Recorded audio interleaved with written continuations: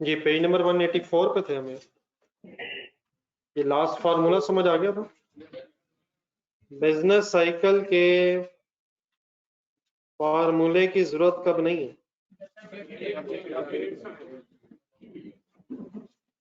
एक page number 187 पे दोबारा चलेंगे।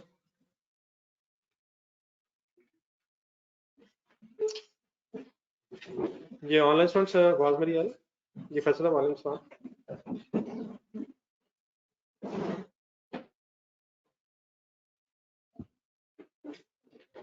पेज 187 से दोबारा स्टार्ट करना।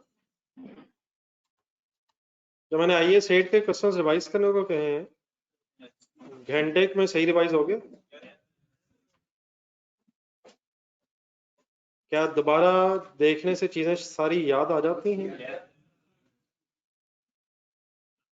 देखी नहीं असल में, वरना याद तो आ ही जाती। नहीं, देखने से याद आ जाता है क्या हुआ था, क्यों हुआ था। क्योंकि सर ये रिवाइज करने से याद नहीं आ रहा तो फिर ये वरिंग साइन है। अगर याद करने दोबारा देखने से चीजें याद आ जाती हैं तो फिर तो अल्हम्दुलिल्लाह कोई इशू नहीं है। मतलब मेरी इस बात का है कि ये ना पिछला भूलता जाए और आगे हम चलते जाएं, इसका तो डेफिनेटली कोई फायदा नहीं है। बार बार रिवाइज करने से पिछला और पक्का होता जाना चाहिए आगे, ताकि हम सही तरह बढ़ सकें। ये जज़ाकल्लाह फैसल, आपकी सजेशन अच्छी है, लेकिन ये आपकी सजेशन जरा बच्चों से शेयर करने वाली नहीं है। या इस तरह मैं करता हूँ, जरा इसके लिए कोई ऐसा वक्त ढूंढता हूँ कि बच्चे मेरी बात का बुरा ना बनाए।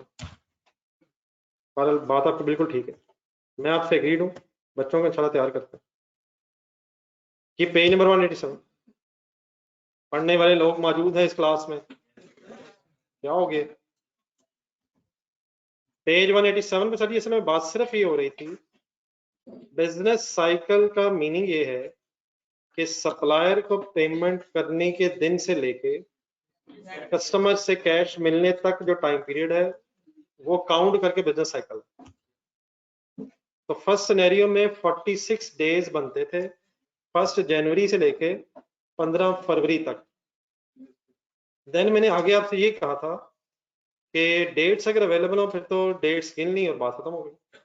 लेकिन अगर डेट्स अवेलेबल ना भी हो तो इन्वेंट्री डेज और डेटर डेज को प्लस करके भी ये फिगर आ जाती है अगर क्रेडिटर डेज ना हो। अगर क्रेडिटर्स डेज ना हो तो सिर्फ किस किस को प्लस करना है। लेकिन अगर क्रेडिटर डेज भी हो फिर आपकी बिजनेस साइकिल्स तभी सही कैलकुलेट होगी जब आप क्रेडिटर डेज को माइनस करेंगे। पहले मैंने 26 बताए हैं आपको डेट से, लास्ट सेकंड एग्जांपल देखो, और फिर एंड में मैंने आपको ये बताया कि यही 26 निकालने का ऑल्टरनेट ये है कि हम इन्वेंट्री डेज और डेटर डेज को प्लस कर दें और क्रेडिटर डेज अगर हैं तो उनको माइनस करेंगे तो फिर आंसर सही आएगा। असूलन बिजनेस साइकिल प्रैक्टिकली स्पीकिंग अगर आप रियल लाइफ में हो तो आप कैसे कैलकुलेट कर लेंगे? आपके पास डेट्स होंगी, आपके पास पेमेंट डेट से लेकर रिसीट डेट तक गिन लेंगे दिन। लेकिन अगर एग्जाम पॉइंट ऑफ व्यू से डेट्स ना हो तो पेज नंबर 184 के एंड पे वापस आ जाए, फिर हम इन्वेंट्री डेज कैलकुलेट कर लेंगे, डेटा डेज कैलकुलेट करके प्लस कर लेंगे और क्रेडिटर डेज को अगर माइनस कर लें तो क्या आंसर वही आ जाएगा जो आता है। असल बात सिर्फ ये हुई है, फार्मूला तभी है अगर डेट्स ना हो। लेकिन ये फार्मूला कैसे हेल्प करेगा अगर डेट्स नहीं है? इन्वेंट्री और डेटा डेज को प्लस करके और क्रेडिटर डेज को माइनस करके ही हेल्पफुल हो। ठीक हो गया? Any confusion otherwise? Page number 185 पे आना। लेकिन क्या ये अज्यूम किया जाए कि आपको फार्मूला सारे समझ आ गए फिलहाल? बाकी डेफिनेटली ये याद एकदम नहीं होंगे, इसको याद करने का बेस्ट तरीका ये है कि इसकी प्रैक्टिस की जाए, इसके क्वेश्चन सॉल्व किए जाए। जब आप बार बार फिगर सॉल्व करेंगे तो इंशाल्लाह ये चीजें रिवाइज हो जाएंगी। तो इस वक्त सिर्फ ये है कि जो बात हो रही है उतनी समझ आ जाए और कोशिश जारी रखी जाए। बाकी हर चीज शुरू में मुश्किल लगती है, लेकिन आप जैसे नौजवानों के सामने जब मुश्किलात आती हैं तो वो खुद ब खुद ही हल हो जाती है। जी रेशो नंबर 11 पे हमें पेज नंबर 185 है, रेशो नंबर 11 है।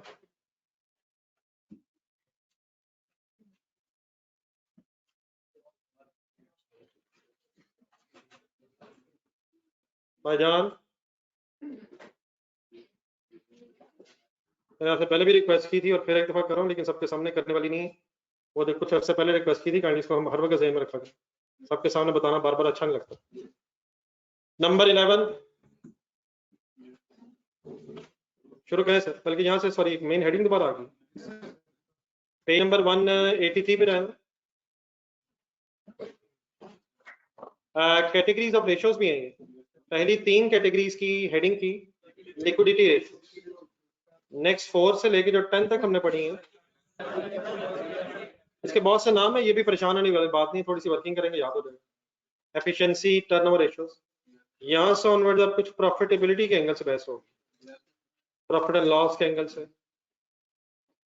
तो सबसे पहले आ जाए रेशियो नंबर 11, हेडिंग आ गई है टोटल एसेट टर्नओवर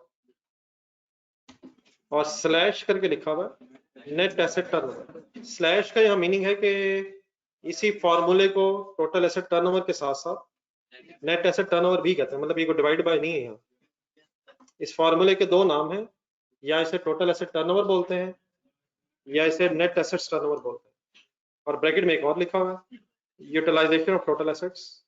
तो सिर्फ आप पहला नाम टोटल एसेट्स टर्नओवर ज़हन में रखते हैं, जरा फार्मूले पे आ रहा है। नेट सेल्स है फॉर्मूले में, नेट सेल से यहाँ मुराद है, नहीं हाँ जी, सेल का मतलब है अगर सिर्फ सेल वर्ड लिखा हो तो कैश भी है और क्रेडिट भी है। नेट का मतलब है सेल और रिटर्न्स माइनस होंगे, तो एक बल्कि वर्ड बीच में लगा ही लें, net total sale. Net total sale, net का मीनिंग क्या है? नहीं, net net net net net net sale sale returns, लेकिन टोटल मींस कैश सेल भी होंगी और क्रेडिट सेल भी होंगी। जब पिछले पेज पे याद रहा, जब डेटर्स की टर्नओवर वगैरह की बात हो रही थी, पिछला पेज देखो, तो वहां नेट क्रेडिट सेल, डेटर्स का लिंक सिर्फ क्रेडिट सेल से है, यहाँ हम टोटल सेल की बात कर रहे हैं। और अगर आपके सामने सिर्फ सेल लफ्ज बोला जाए तो प्रॉफिट एंड लॉस में लगा सेल, कैश सेल या क्रेडिट सेल, दोनों टोटल सेल, ठीक है। डिवाइड बाय देन हो रहा है एवरेज कैपिटल एम्प्लॉयड।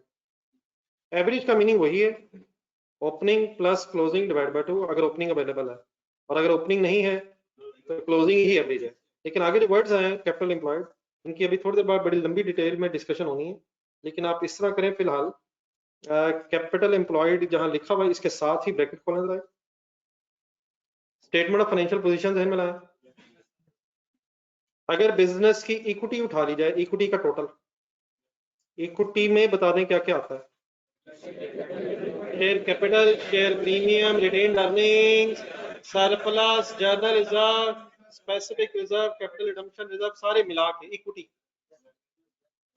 सारी इक्विटी उठा ली जाए और प्लस उसमें अगर लॉन्ग टर्म लोन्स कर दिए जाए, नॉन करंट लाइबिलिटीज में से non current loans, long term loans अगर प्लस कर लिए जाए, इन other words non current loans, बस लॉन्ग टर्म लोन्स लिख लें, बाकी फिर नॉन लॉन्ग टर्म लोन्स होते कहाँ हैं? करंट लाइबिलिटीज में या non current? Non current liabilities में से लॉन्ग टर्म लोन्स उठा के अगर इक्विटी में जमा कर दिए जाए तो जो फिगर आएगी उसका नाम कैपिटल एम्प्लॉयड। इन अदर वर्ड्स इसका मीनिंग ये है कि बिजनेस में शेयर होल्डर्स के पैसे by the name of equity, share holders के पैसे, और लोन प्रोवाइडर्स के पैसे, बैंकों के पैसे, लॉन्ग टर्म पैसे। इन अदर वर्ड्स बिजनेस में जो टोटल लॉन्ग टर्म पैसे हैं, चाहे शेयर होल्डर से आए या बैंकों से आए हो, उनको इकट्ठा अगर कर लिया जाए तो कैपिटल एम्प्लॉयड एक टर्म यूज होती है। इसमें क्या जमा कर लें तो क्या चीज बन जाती है? बिजनेस में कुछ शेयर होल्डर्स की इन्वेस्टमेंट होती है, वो इक्विटी की फॉर्म में है, और कुछ लोन्स लिए होते हैं। तो जो लोन्स हैं उनमें से लॉन्ग टर्म लोन्स होते हैं, वो बिजनेस के लॉन्ग टर्म फाइनेंसेस जो होते हैं, अगर उनको इक्विटी के पैसों के साथ प्लस कर लिया जाए तो कैपिटल एम्प्लॉयड की एक टर्म बन जाती है। तो इस रेशो में देखा ये जा रहा है, फॉर्मूला देखा जा रहा है, इस रेशो में कंपेयर किया जा रहा है कि सेल अगेंस्ट कैपिटल एम्प्लॉयड कितनी है। क्या कम पैसे लगा के ज्यादा सेल होनी चाहिए या ज्यादा पैसे लगा के कम सेल होनी चाहिए? फर्स्ट सपोज दो कंपनीज है, पहले देख लीजिएगा। सपोज कंपनी ए की सेल है, नेट टोटल सेल 200 मिलियन, और इसका capital employed, average capital employed suppose है 100 million. What is 200 million? Net sales. What is 100 million? Answer आपका आएगा टू टाइम्स मैंने क्यों लिखा? बोर्ड पे देखें, बोर्ड पे देखें, नहीं इसको एक्सप्लेन कर लेते ना। Net sales are two times of capital employed CE capital employed. एक और एंगल से जरा देखें, ये 2 जो मैंने लिखा है क्या इसका डिवाइड बाय 1 भी है? 2/1। क्या अगर 1 है तो क्या 2 है? 1 रुपया अगर बिजनेस में एम्प्लॉय हुआ है तो उसके बदले में 2 रुपए कमाए। इन अदर वर्ड सेल्स दुगनी है, कैपिटल एम्प्लॉयड के अगेंस्ट। हर 1 रुपया ऑफ कैपिटल एम्प्लॉयड के अगेंस्ट 2 रुपए सेल हुई है।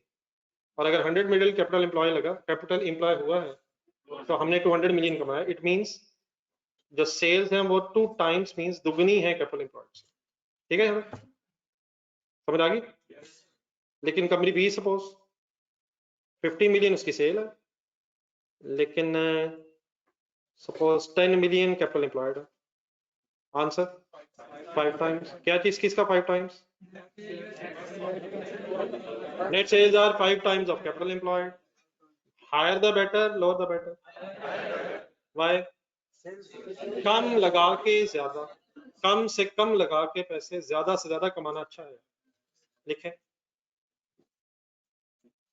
जगह है।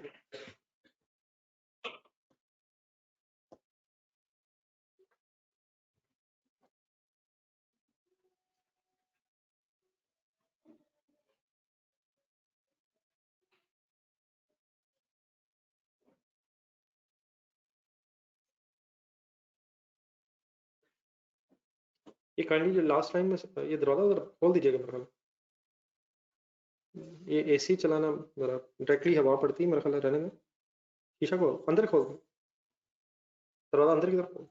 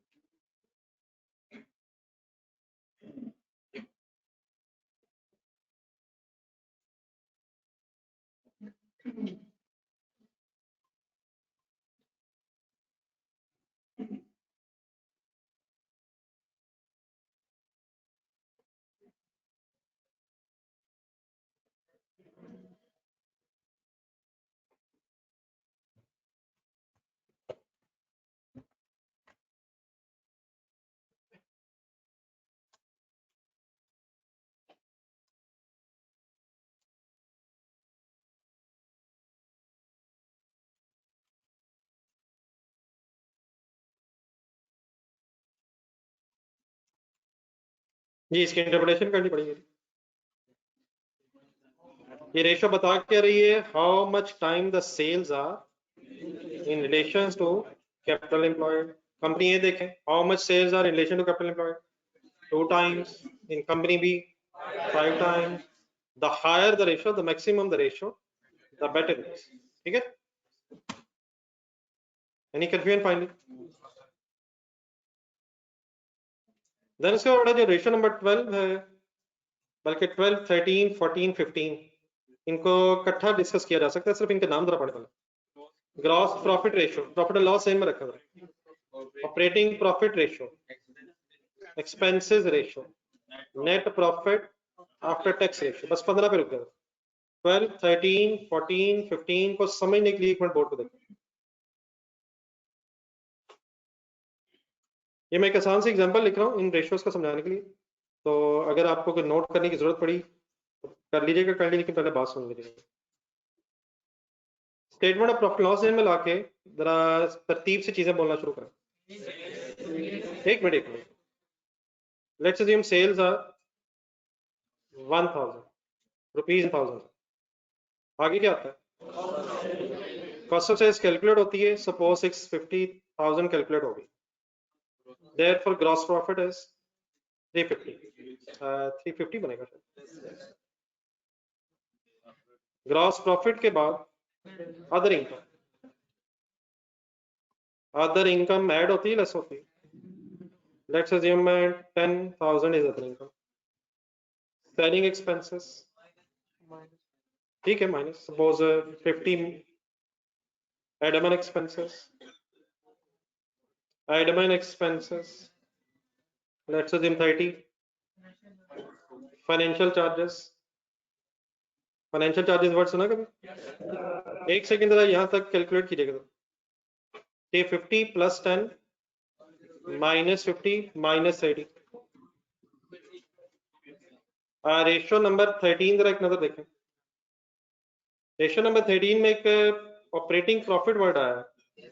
ऑपरेटिंग प्रॉफिट रेशियो तो मैं डिस्कस करता हूँ क्या होती है, उसकी ब्रैकेट पड़ा नीचे, उसी के नीचे ऑपरेटिंग प्रॉफिट का मतलब होता है profit before interest and tax. In other words, अगर फाइनेंशियल चार्जेस से पहले प्रॉफिट निकाल लिया जाए, किस से पहले, दोबारा वर्ड देखें, टैक्स और इंटरेस्ट से पहले अगर प्रॉफिट निकाल लिया जाए तो उसे ऑपरेटिंग प्रॉफिट बोलते हैं। तो अगर मैं तरतीब से चलूं तो किसके बाद प्रॉफिट अगर निकाल लिया जाए? ग्रॉस प्रॉफिट के बाद नहीं, ग्रॉस प्रॉफिट में अदर इनकम ऐड करके, सेलिंग एडमिन एक्सपेंसेस लेस करके, किससे पहले निकाल लिया जाए? चलिए इसको एक मिनट बाद फाइनल करते हैं। जरा पहले जरा फाइनेंस कॉस्ट या फाइनेंशियल चार्जेस जरा अज्यूम कर लें। Let's assume suppose 50। बड़ा प्लीज सीरियस ना करें, क्या हो गया? देन अगर टैक्स इन्वॉल्व है, याद है टैक्स, तो प्रॉफिट बिफोर टैक्स आ जाएगा 230। टैक्स सपोज है 100, देयरफॉर प्रॉफिट आफ्टर टैक्स है 130। अब पहले जरा ये 280 फाइनल करें मेरे साथ। इस सेंटेंस क्या लिखा हुआ पॉइंट नंबर 13 में? Operating profit is a profit, ये जो 130 है ये बताएं क्या है? It is after all expenses, after tax है, आफ्टर फाइनेंशियल चार्जेस। ये प्रॉफिट 230 जरा ज़हन में रख के बताइए क्या है? ये सिर्फ बिफोर टैक्स है, ये सिर्फ बिफोर टैक्स है। लेकिन अगर प्रॉफिट कैलकुलेट कर दिया जाए बिफोर टैक्स एंड इंटरेस्ट तो 280 ठीक है। फिर अब ये 280 किस से पहले? फाइनेंशियल चार्जेस और टैक्स से जो पहले है उसे रेशियो एनालिसिस में वर्किंग करते हुए ऑपरेटिंग प्रॉफिट बोलते हैं। वैसे इसकी वर्किंग हमेशा जरूरी है स्टेटमेंट प्रॉफिट लॉस बनाते हुए, लेकिन आपको रेशियो एनालिसिस में जरा इस प्रॉफिट का पता होना चाहिए। तो what is operating profit? Reverse order में अक्सर बोला जाता है, तो उसी एंगल से याद कर लेते हैं। Profit before tax and finance cost interest is operating profit. ठीक है, अब अपने पास 12 नंबर रेशियो देखें। ग्रॉस प्रॉफिट रेशियो वर्ड लिखा हुआ है, उसके सामने फार्मूला देखें, सिंपल फार्मूले ही। अगर ग्रॉस प्रॉफिट उठाया जाए और sales, net sales means total net sales से डिवाइड कर दिया जाए, इनटू 100 भी यहाँ आ रहा है, तो आपके पास ग्रॉस प्रॉफिट रेशियो कैलकुलेट हो जाए। किसको उठा के किससे डिवाइड कर दिया जाए? कैलकुलेटर उठा लें जरा, बोर्ड से जरा ग्रॉस प्रॉफिट उठाएं, 350 कैलकुलेटर पे उठा लें, डिवाइड बाय 1000 इनटू कर दें 100। फिगर बिल्कुल सिंपल है, मैंने जानबूझ के सिंपल से रखी है। तो 350 divide by 1000 into 100, gross profit is 35% of sales. नीचे है फॉर्मूला नंबर 13। ऑपरेटिंग प्रॉफिट का फॉर्मूला क्या है? Operating profit divide by sales into 100। Operating profit की फिगर उठाएं कैलकुलेटर में, 280 divided by 1000 into 100. Operating profit is 28% of sale. Formula 14, एक second छोड़ दें, 15 पे आए। Net profit after tax ratio का फॉर्मूला पढ़ें। Profit after tax divide by net sales 130 divide by 1000 into 100. Profit after tax is 13% of sale. आप जरा यहाँ रुक के मेरे वर्ड्स गौर से सुने। ये सर जी आपके सामने तीन रेशोज आई हैं, 12, 13 और 15 मैंने पहले पढ़ी है। प्रॉफिटेबिलिटी को सेल्स की बेस पे चेक किया जा रहा है। तो सिर्फ बोर्ड पे अगर देखें तो gross profit is 35% of sales sir, operating profit is 28% of sales and net profit is. अब इसमें फार्मूले नहीं लिखे हुए, कई आपकी बुक में स्टेप नहीं लिखे हुए, तो लेकिन अगर हम देखें तो और बहुत से फार्मूले बन सकते हैं। मसलन प्रॉफिट बिफोर टैक्स ढूंढना था। प्रॉफिट बिफोर टैक्स 230 है, 1000 है, तो 23% ऑफ सेल। 230 डिवाइड बाय 1000, तो पूरी जो इनकम स्टेटमेंट है सॉर्ट ऑफ, इसे सेल्स की बेस पे परसेंटेज में कन्वर्ट किया जा सकता है। दोबारा शुरू से शुरू करना है। Gross profit is 35% of sales. अब यहाँ रिलैक्स होकर सुननी नेक्स्ट बात, जरा एक सेकंड के लिए कॉस्ट ऑफ सेल देखा था। अगर ग्रॉस प्रॉफिट सेल्स का 30% है, सॉरी 35% है, तो कॉस्ट ऑफ सेल फिर सेल्स के कितने परसेंट होगी? तो इस तरह भी बोला जा सकता है, cost of sale is 65% of sale, therefore gross profit is 35% of sale. आगे जरा चल रहे हैं, जरा गौर से देखिएगा। अदर इनकम इज 10 नहीं, 1% ऑफ सेल। लिख के देखें, 10 by 1000, 10 by 1000 into 100, 1% of sale. Selling admin को भी सोचा जा सकता है। Selling expenses are 5% of sale. Selling expenses के बाद एडमिन एक्सपेंसेस आर 30 लिखा हुआ है। आई होप के अकाउंटेंट से बात हो रही है। 3% of sale. Operating profit is 28% of sale. Financial charges are 5% of sale. Profit before tax is 23% of sale. Tax is 10% of sale and finally profit after tax is. तो अब जरा एक सेकंड के लिए रेशियो नंबर 14 देखें। वो expense ratios लिखी हुई है। एक्सपेंस रेशियो बन सकती है यहाँ से, एक्सपेंसेस को डिवाइड बाय सेल। तो वहां 3 लिखी हुई है, मेरे ख्याल 3 से ज्यादा भी बन सकती हैं। मसलन क्या लिखा हुआ है, cost of sale divide by admin divide by selling divide by financial divide by tax divided by. तो पूरी स्टेटमेंट ऑफ प्रॉफिट लॉस को अगर सेल्स की बेस पे परसेंटेज में कन्वर्ट कर दिया जाए तो प्रॉफिटेबिलिटी रेशियोज भी आ सकती हैं और एक्सपेंस रेशियोज भी आ सकती हैं। तो आई होप कि कोई मुश्किल वाली चीज नहीं है। इसे हमारा याद ये रखना है, सारी रेशियो देखें 12, 13, 14, 15 इंटू 100 भी हो रहा है, तो यहाँ आंसर फिर परसेंटेज में आएगा। 28%, 13% साथ फिर लगाना होता है। जिस तरह पेज नंबर 183 पे जाए, पहली रेशियो जो थी वो रुपीज में थी, current assets minus current liabilities. फिर अगली दोनों रेशियो टाइम्स में थी। नेक्स्ट पेज पे फिर डेज की गेम आई, डेज से वीक्स की जहन में आए, वीक से मंथ बन गए। तो ये भी काइंडली याद रखने की जरूरत होती है कि कौन सी रेशो परसेंटेज में है, डेज में है, वीक में है, एक्सेट्रा। 12 से लेके 15 तक सारी रेशोज फाइनली परसेंटेज में आंसर आ रहे हैं। Any confusion? इसको भी लिखने की जरूरत है। किस को सेल की बेस पे डिवाइड किया हुआ? सारी स्टेटमेंट एक्सपेंसेस हो या प्रॉफिट हो, सेल्स की बेस पे कन्वर्ट कर लें तो परसेंटेज में आंसर आ जाएगा। मेरा ख्याल है जरूरत नहीं है। जो ऑनलाइन स्टूडेंट्स क्लियर है यहाँ पे?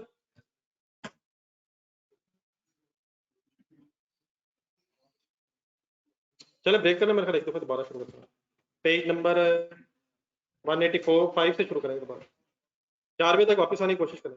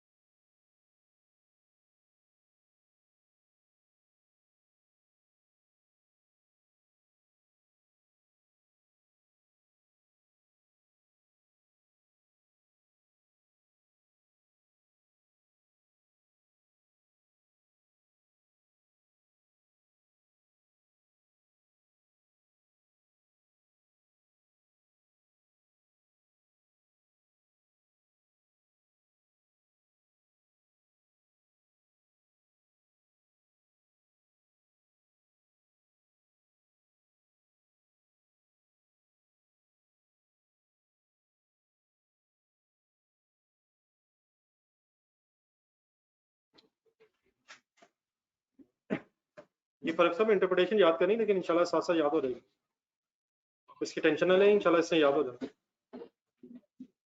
बस जितनी बातें मैं फिलहाल समझाने की कोशिश कर रहा हूँ इतनी कर लें, इंशाल्लाह क्वेश्चन स्टार्ट होंगे तो ये कोई इशू नहीं है, साथ साथ याद हो जाए।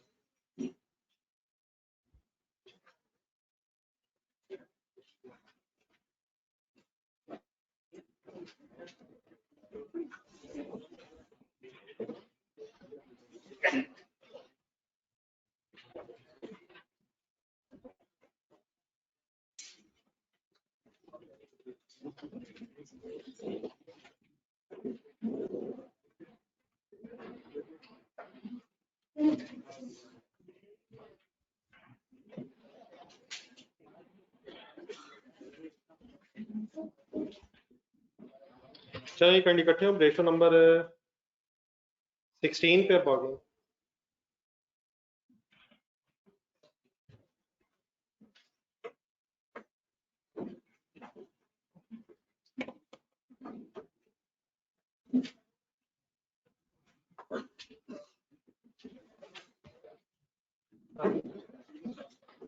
लेक्चर से अपलोड हो रहा है, वो बच्चे कह रहे पिछला भी बनाते हैं, ये मुझे बताइएगा मगर की तरफ कौन कौन सा रहता है।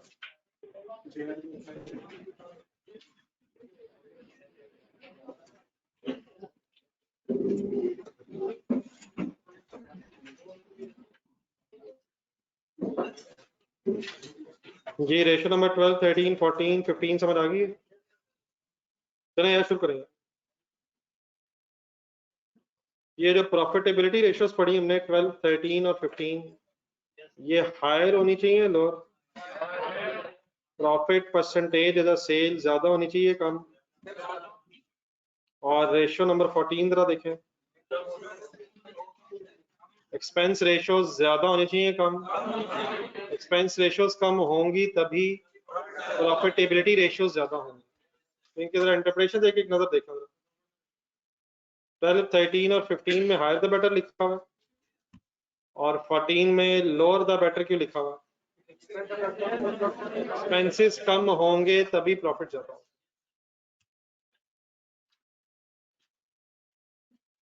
चले मेरे ख्याल अब खजानात इकट्ठे हो गए तो 16 पे आ रहे। 16 का नाम पढ़े, रिटर्न ऑन एसेट से पहले एक टोटल वर्ड लगा लेंगे,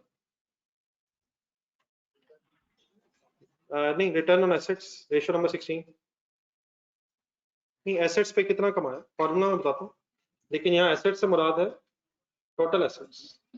असल में ये फॉर्मूला इस तरह भी हो सकता है, return on non current assets. Non current assets अगर हो जाएगा तो इसका मतलब करंट नहीं लेने पर, ये फार्मूला ऐसे भी हो सकता है रिटर्न ऑन करंट एसेट्स, सिर्फ नॉन करंट नहीं लेने। अगर रिटर्न ऑन एसेट्स है तो इसका मतलब फिर आपने टोटल एसेट्स लेने, तो ये मैंने टोटल लगाया तो है, लेकिन अगर ना भी लगाओ तो return on assets means total assets की बात हो रही है। फार्मूला सर इस पे है। अब मैंने कुछ वर्ड्स आपको बताए, उनको जरा ज़हन रख के जरा फार्मूला पढ़े। Profit before interest and tax किस चीज का नाम है? लिख लें जरा साहब,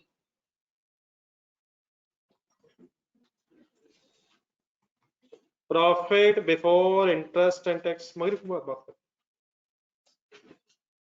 profit before interest and tax divided by average total assets. Average word जहां जहां आएगा उसका मीनिंग होगा, मतलब फॉर एग्जांपल आप टोटल एसेट्स के एंगल से बात हो रही है, अगर आप 2022 में है तो 2021 वाले सारे एसेट्स का टोटल ओपनिंग हो जाएगा, 2022 के सारे एसेट्स का टोटल क्लोजिंग टोटल हो जाएगा, प्लस होके डिवाइड बाय 2 हो जाएगा। और अगर पिछला साल है ही नहीं तो करंट ईयर का एसेट्स का टोटल ही एवरेज होता है। इस फॉर्मूले को अगर एज इट इज देखा जाए तो प्रॉफिट का कंपैरिजन, ऑपरेटिंग प्रॉफिट का कंपैरिजन टोटल एसेट्स के साथ हो रहा है। क्या ज्यादा एसेट्स और कम प्रॉफिट, या कम एसेट्स और ज्यादा प्रॉफिट? सोच प्रॉफिटेबिलिटी है, तो क्या कम से कम एसेट्स तो ज्यादा प्रॉफिट अच्छा है, या बहुत ज्यादा एसेट्स और थोड़ा सा प्रॉफिट? तो हायर द बेटर ही बनेगा। एक नजर नीचे आ रहा है। इंटरप्रिटेशन टोटल एसेट्स इंक्लूड, मैंने बात वैसे कर ली अभी, both current and non current assets. However sometimes, इसको अंडरलाइन करें, however sometimes return on non current assets is also calculated. ये return on non current assets अगर लिखा तो इसका फॉर्मूला क्या बनेगा? Profit before interest and tax divided by average non current assets. Higher the better, lower the better. कितना profit better है? इतना हो जाए, जितना ज्यादा से ज्यादा हो जाए, उसकी लिमिट ही कोई नहीं, अल्हम्दुलिल्लाह हो जाए, ज्यादा से ज्यादा जितना हो जाए उतना ही बेहतर है, तो हायर द बेटर। एक नजर पढ़ने, कोई कंफ्यूजन तो नहीं प्लीज?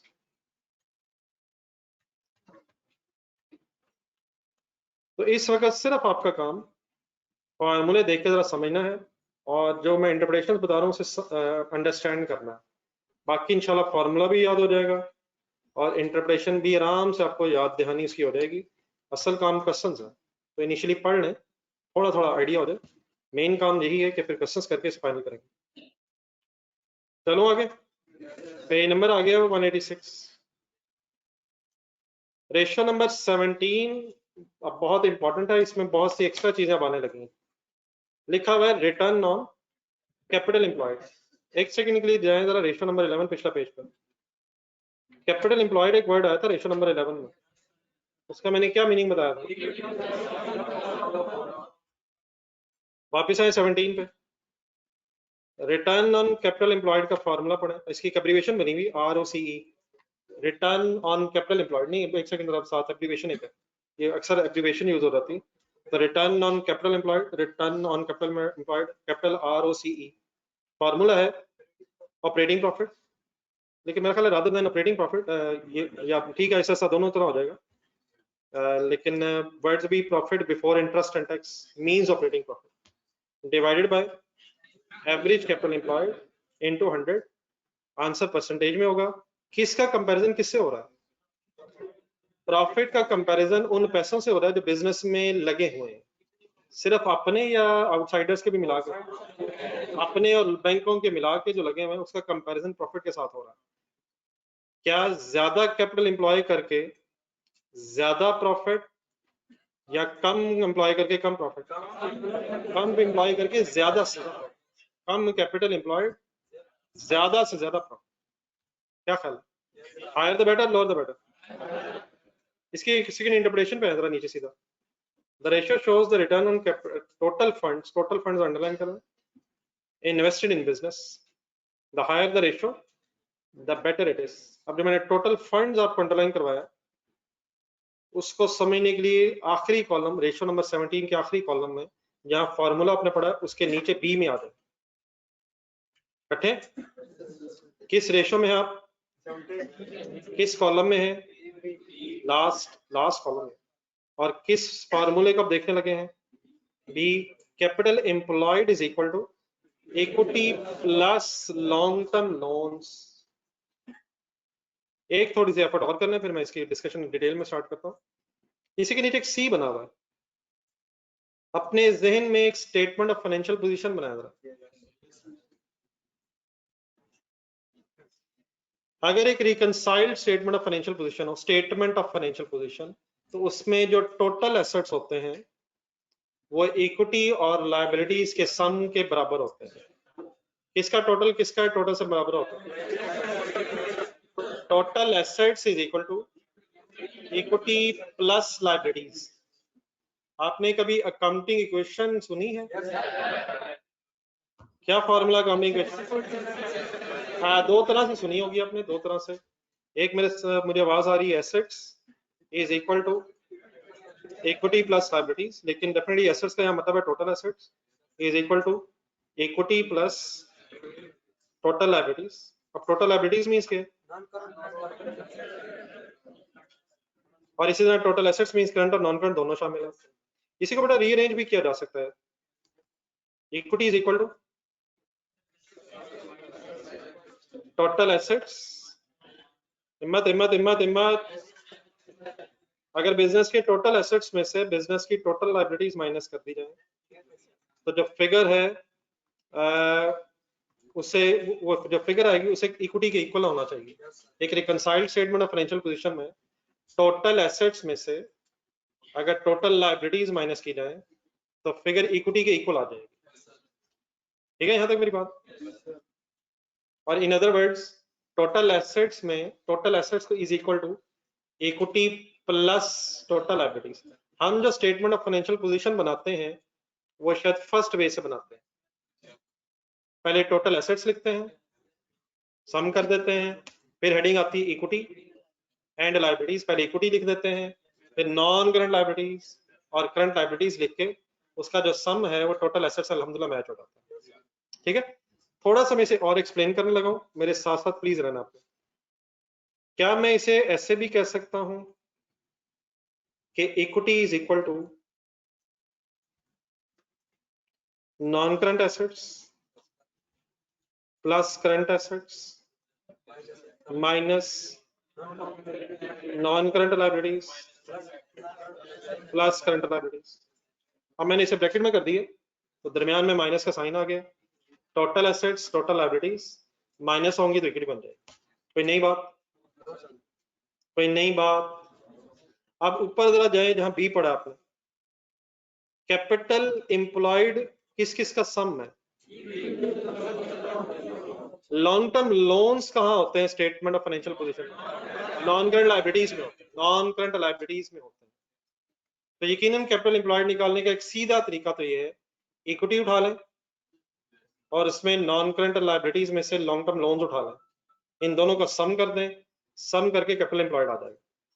लेकिन फुल कंसंट्रेशन जरा दोबारा जरा ज़हन में स्टेटमेंट ऑफ फाइनेंशियल पोजीशन बनाएं। इसका एक रिवर्स फाइंड आउट करने का भी कैपिटल एम्प्लॉयड को तरीका हो सकता है।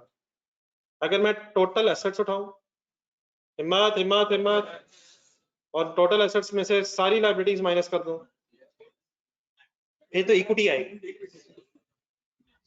नहीं जो मैं कह रहा हूं आपने सोचा हो, लेकिन मैं कुछ और कह रहा हूं। अगर मैं सारे एसेट्स उठाऊं और उसमें से सारी लायबिलिटीज माइनस कर दूं, फिर तो सिर्फ इक्विटी आएगी, सिर्फ इक्विटी है, सिर्फ इक्विटी बचेगी। Total assets minus all liabilities is equal to equity. Net asset word बार बार बोल रहे हैं, वो टोटल एसेट्स में से लायबिलिटीज माइनस करके जो अमाउंट आती है उसे नेट एसेट्स भी कह देते हैं, लेकिन वो नेट एसेट्स इक्विटी के बराबर होते हैं, और net assets equal to equity. बच्चे हैं जरा, ये इन्होंने शायद ये लफ्ज ना सुना, वही है। तो टोटल एसेट्स में अगर टोटल लायबिलिटीज माइनस करें तो क्या फिगर आ जाएगी? इक्विटी आ जाएगी। लेकिन बेटा अगर मैं टोटल एसेट्स उठाऊं फुल कंसंट्रेट और उसमें से सिर्फ करंट लायबिलिटीज माइनस कर दूं, तो क्या क्या बचेगा? ना आराम नाम से, इक्विटी भी बच जाएगी और नॉन करंट लायबिलिटीज बच जाएगी। अगर मैं टोटल एसेट्स में से सारी लायबिलिटीज माइनस कर दूं तो सिर्फ इक्विटी रह जाएगी, इज इक्वल टू इक्विटी हो जाएगी। लेकिन अगर मैं टोटल एसेट्स में से सिर्फ करंट लायबिलिटीज माइनस करूं तो फिर जो मेरा आंसर होगा उसमें क्या क्या आ रहा होगा? इक्विटी भी आ रही होगी और नॉन करंट लायबिलिटीज भी आ रही होगी। तो अगर कभी हमें इंफॉर्मेशन ना मिले डायरेक्टली मिल जाए, बी देखें, इक्विटी उठाएंगे, लोन्स उठाएंगे, इंशाल्लाह कैपिटल एम्प्लॉयड बन जाएगा। लेकिन अगर कभी रिवर्स वर्किंग पड़ गई हमें कैपिटल एम्प्लॉयड कैलकुलेट करने के लिए, तो रिवर्स ऑर्डर में फॉर्मूला सी देखा जरा क्या बन जाएगा? Total assets minus current liabilities only will be equal to equity plus non term liabilities, which means capital employed निकालने का एक ऑल्टरनेट तरीका है जो सी में लिखा हुआ, that is total assets minus current liabilities. तो मेरी बात समझ आ रही है? प्लीज मेरी ये इक्वेशन रीअरेंज करवा सकते हैं आप?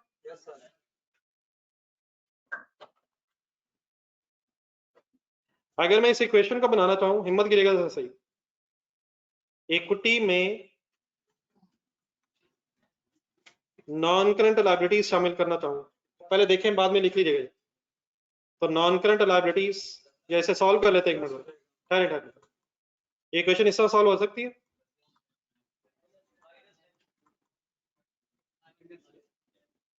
पहले ये देखें, non current assets plus current assets minus non current liabilities plus current liabilities, bracket खोल दिए मैंने। अब मैं अगर इसे इस तरह बनाना चाह रहा हूं, equity plus non current liabilities, बना सकता हूँ? नॉन करंट लायबिलिटीज इधर आके प्लस हो गई, इज इक्वल टू बताएं क्या है? Non current assets plus current assets minus current liabilities.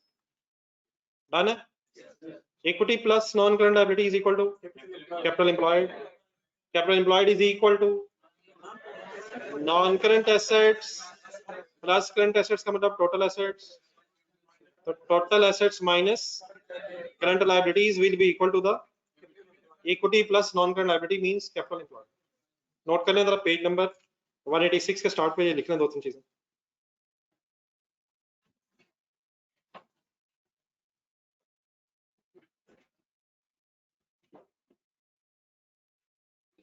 जी ऑनलाइन स्टूडेंट्स आता है please.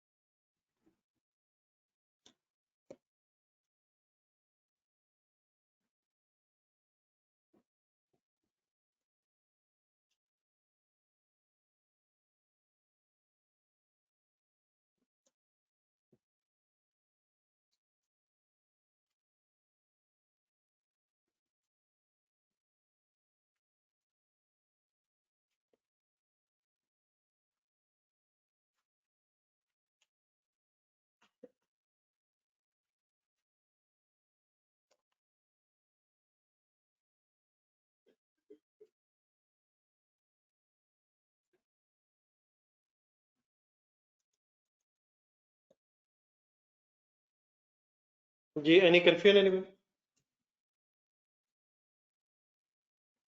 Capital employed is equal to, नहीं आप वही फॉर्मूला जरूर रखें, equity plus long term loans.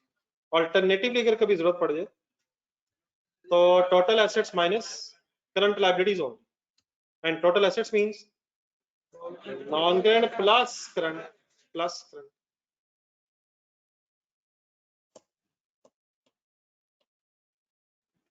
ये अगर नोट कर लिया तो बता।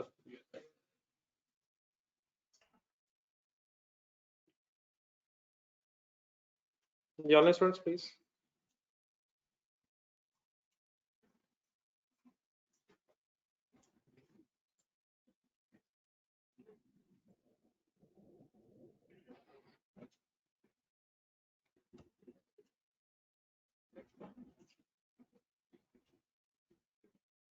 कोई अगर लिख रहा तो कैंडी बता दो।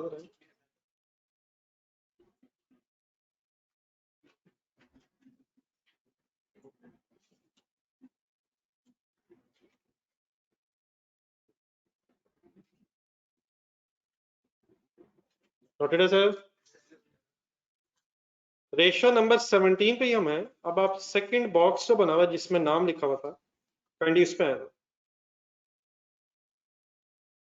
नाम के नीचे रिटर्न ऑन कैपिटल एम्प्लॉयड जहां लिखा उसके नीचे लिखा हुआ लॉन्ग टर्म लोन्स। फुल हिम्मत रहा, लॉन्ग टर्म लोन्स को कभी कभी क्वेश्चन बनाने वाला लॉन्ग टर्म डेट भी कह देता है। लॉन्ग टर्म डेट किसके लिए ऑल्टरनेट वर्ड है? Long term loans. अब जो लॉन्ग टर्म डेट्स हैं, उस लॉन्ग टर्म डेट्स की भी बहुत सी एग्जांपल्स हैं। हमें तो शायद सिर्फ ये पता है फिलहाल कि बैंक से अगर लोन लिया हो और वो मोर देन 1 ईयर के बाद रीपे करना हो, प्लीज मोर देन 1 ईयर के बाद रीपे करना हो तो लॉन्ग टर्म लोन है, लॉन्ग टर्म डेट है। लेकिन जो लॉन्ग टर्म लोन्स हैं वो डिफरेंट नेम से भी मार्केट में बोले जाते हैं। नीचे जो लिखा हुआ है उसको एक एक करके आराम आराम से मेरे साथ साथ जहां जरूरत पड़ेगी मैं एक्सप्लेन करता रहूंगा। हम इसका ये डिस्कस करने लगे हैं कि लॉन्ग टर्म लोन्स किन किन नामों से सवाल में मौजूद हो सकते हैं। इक्विटी की बात होने लगी है, long term loans. Long term loans different name से क्वेश्चंस में आ जाते हैं, वो कौन कौन से नाम हैं उनको हम देखना चाहते हैं जो लॉन्ग टर्म लोन्स के लिए ऑल्टरनेटिव यूज हो जाते हैं। सबसे पहले एक लिखा हुआ है TFC, एक एब्रिविएशन है, इसको एक्सप्लेन करें। Term finance certificates. Different situations में लॉन्ग टर्म लोन्स के लिए डिफरेंट वर्ड्स हैं। डेफिनेटली इनकी कोई लीगल इंटरप्रिटेशन अलग अलग हो सकती है, लेकिन अकाउंटिंग पॉइंट ऑफ व्यू से ये सिंपली लॉन्ग टर्म लोन्स है। मीन्स से कभी अगर TFC वर्ड आ जाए तो पहले तो उसका मीनिंग क्या हुआ करेगा, टर्म फाइनेंस सर्टिफिकेट। और for all practical purposes of accounting ये क्या चीज है, ये लॉन्ग टर्म लोन। तो इसकी जितनी डिटेल में जाने की जरूरत होगी बस मैं बताऊंगा, और अगर मैं उससे ज्यादा डिटेल में नहीं जा रहा तो काइंडली अपना जाइएगा, क्योंकि वो फिर अकाउंटिंग की बहस नहीं है, वो फिर लीगल बहस है जिसकी हमें कोई जरूरत नहीं। अगर कभी टर्म फाइनेंस सर्टिफिकेट के नाम से आपको कोई अमाउंट नजर आए तो वो सिंपली क्या होगी, डिबेंचर। मेरा गुमान है आपको पता है। बोरिंग कॉस्ट के पेज नंबर ढूंढना शुरू करें जरा, पेज नंबर ढूंढे, तकरीबन 60s में जाए, क्वेश्चन नंबर 6 से पहले एक स्टोरी ढूंढे, पेज नंबर 60 89 चले, सॉरी पेज नंबर, चलो मैं देख लेता हूँ, ये क्वेश्चन नंबर 6 ढूंढना आपने, पेज नंबर, बाकी सॉरी पेज नंबर 89 का स्टार्ट है। स्टार्ट में तो लिखा है कंपनी इशू शेयर्स, चलो इसी बहाने जरा एंट्रीज बता दें। कंपनी ने अगर शेयर्स इशू किए हों, जिसने खरीदे हों शेयर होल्डर बन जाए जरा। इन्वेस्टमेंट इन शेयर डेबिट, कैश क्रेडिट, उसकी शेयर्स में इन्वेस्टमेंट है, उसे डिविडेंड मिल रहा है। लेकिन अगर कंपनी ने डिबेंचर्स इशू किए हों तो मतलब इसका ये है कि कंपनी ने उधार लिया हुआ है। जनरल पब्लिक से उधार लिया जाए तो फिर डिबेंचर वर्ड इस्तेमाल हो जाता है।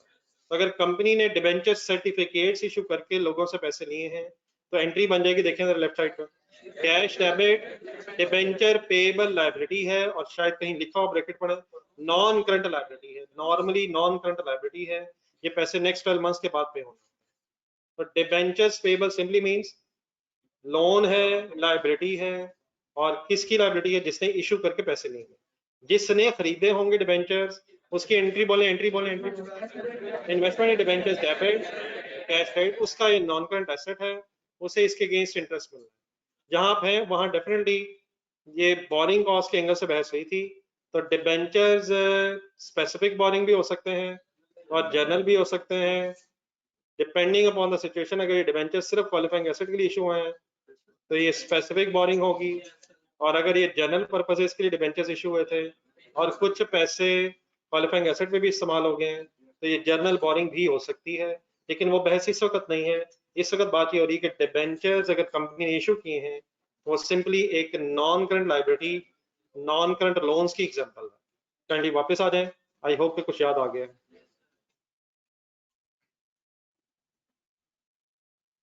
तो लॉन्ग टर्म लोन्स की पहली एग्जांपल में क्या लिखा हुआ था, TFC।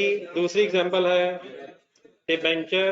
अगले वर्ड डरे बगैर पढ़े, रिडीमेबल प्रेफरेंस शेयर्स, ये मैं प्रेफरेंस शेयर्स की मैं डिटेल में भी डिस्कशन करता हूँ, इसको एक सेकंड छोड़ दें। नेक्स्ट लिखा हुआ है बॉन्ड्स या लोन स्टॉक, ये डिबेंचर्स ही का अल्टरनेट नाम है। कभी कभी डिबेंचर्स की जगह बॉन्ड लोन स्टॉक वर्ड भी यूज हो जाता है।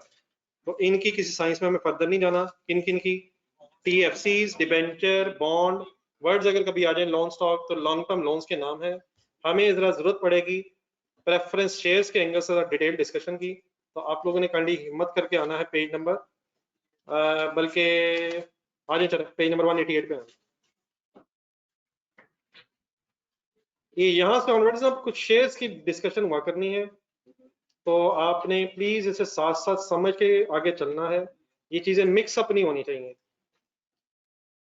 वैसे इसमें स्पेस जरा कम है, स्पेस कहाँ मौजूद है,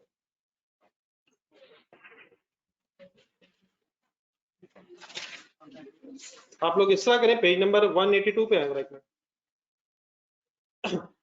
पेज नंबर 182 से पिछला जो पेज है वो आधे से ज्यादा खाली है, तो यहाँ जरा लिख लीजिएगा। मैं लिखवाने में इसलिए इंटरेस्टेड यहाँ हूँ कि जब कभी जरूरत पड़े तो मैं आपको फिर याद करा सकूँ कि आपने अपने पेज नंबर 181 पे लिखा, तो उसकी बेस पे फिर 188 पे क्या लिखा वो बाद में चलते हैं।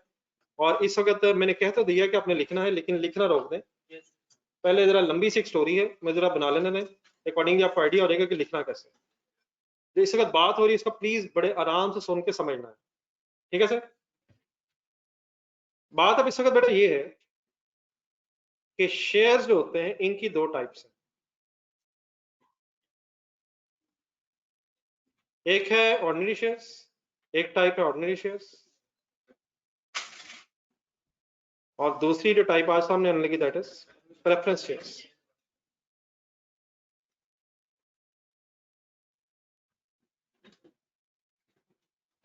अभी तक जितने अपने शेयर्स के एंगल से पहले मेरे से बातें सुनी नहीं है, कभी सुनी है वैसे? वो ऑर्डिनरी शेयर्स के एंगल से है, लेकिन उस जमाने में शायद अगर कभी ऑर्डिनरी वर्ड आया भी हो तो मैंने एक्सप्लेन ना किया हो।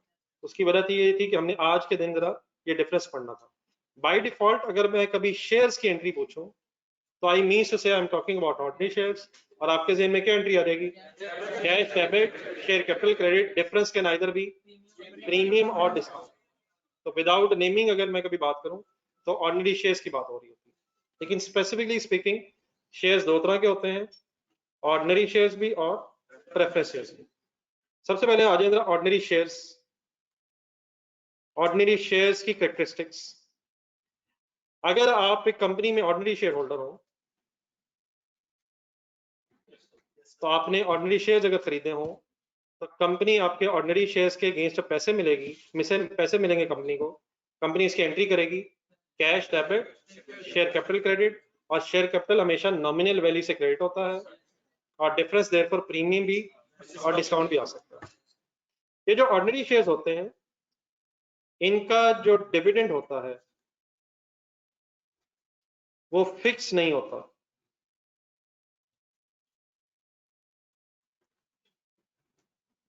मतलब इसका ये है कि ऑर्डिनरी शेयर होल्डर्स को जब डिविडेंड मिलता है तो उनकी कोई डिफाइंड परसेंटेज नहीं है, 10% मिलना है, 15% मिलना है, 20% मिलना है, ये कोई डिफाइंड नहीं है। हर साल जब प्रॉफिट आ जाता है तो मैनेजमेंट ये डिसीजन लेती है कि क्या इन प्रॉफिट्स में से नंबर 1 डिविडेंड देना भी है या नहीं, क्या हर साल डिविडेंड देना कंपलसरी है। हो सकता है मैनेजमेंट ये डिसीजन ले कि हमने ये प्रॉफिट्स रिटेन रखने हैं और बिजनेस में री इन्वेस्ट करने हैं ताकि हमारा बिजनेस और एक्सपैंड हो जाए, और देयरफॉर हमने इस साल डिविडेंड नहीं देना। मैनेजमेंट ऑफ द कंपनी का ये डिसीजन होगा कि डिविडेंड डिक्लेयर होना है या नहीं होना है। मैनेजमेंट ये डिसीजन लेती है बेस्ड ऑन कि क्या इन्हीं पैसों की बिजनेस में जरूरत है या नहीं। तो प्लीज पहली बात यह है कि शेयर होल्डर्स का जो डिविडेंड है वो कोई हर साल मिलना उन्हें कंपलसरी नहीं है। अगर मैनेजमेंट डिक्लेयर कर दे, मैनेजमेंट किसे कहते हैं? डायरेक्टर्स, शेयर होल्डर्स के नुमाइंदे, डायरेक्टर्स जो कंपनी को मैनेज करते हैं।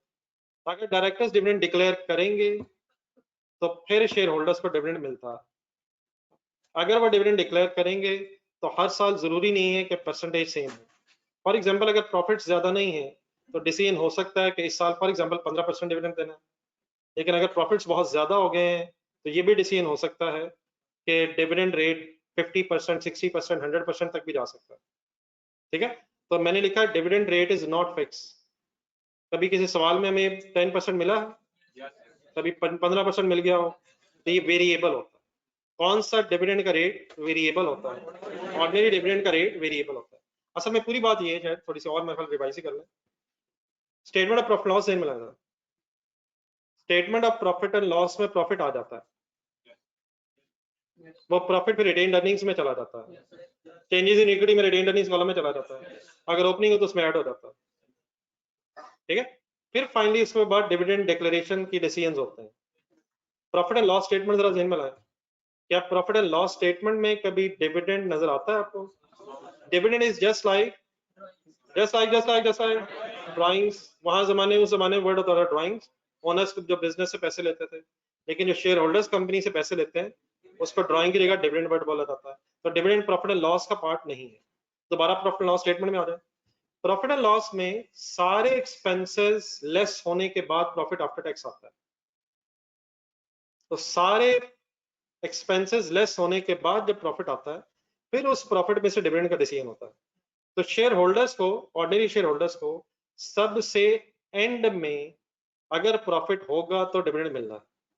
तो क्योंकि शेयर होल्डर्स के अगर एंगल से आप देखें तो शेयर होल्डर्स हाईएस्ट रिस्क ले रहे हैं। मैं बहुत कुछ बोली जा रहा हूँ, जो उसमें से इंपॉर्टेंट होगा लिखूंगा। शेयर होल्डर एक सेकंड बन के सोचें आप, आपको डिविडेंड कब मिलेगा?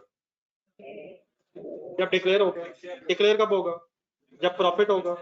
प्रॉफिट भी होगा तो मैनेजमेंट डिसीजन ले सकती है कि हमने रिटेन ही करना है, फिर हो सकता है फिर भी ना मिले।